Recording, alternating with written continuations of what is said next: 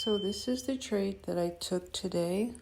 We had news at 10 o'clock, so I was looking to enter a trade after 10, and you can see that big red candle from that 10 o'clock news. So I'm glad that I waited, and it provided an opportunity. So I noted a bearish breaker and my fair value gap. I'm always looking for those two things before I enter a trade. I've learned countless times if I don't have those two items, I am looking to lose the trade. I'm just setting myself up for failure. So rather than do that, I like to stick with my plan.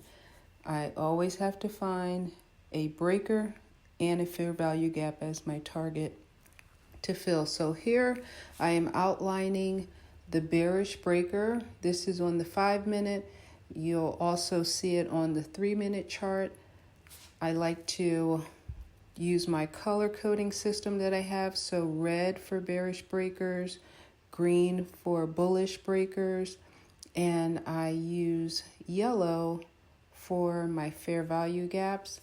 And so here I am identifying a fair value gap on the 3-minute chart, and that will be my target. The fill of that fair value gap is my target, and I'm just outlining it here. In green, price did go further down, but that was not my interest. I was focused on my trade, grabbing my points and moving on. So here I'm just outlining the trade or the fair value gap so that you can see this is the full trade. You can also see the bearish breaker on the 3-minute chart. You can see price entered this area a couple times before eventually breaking down.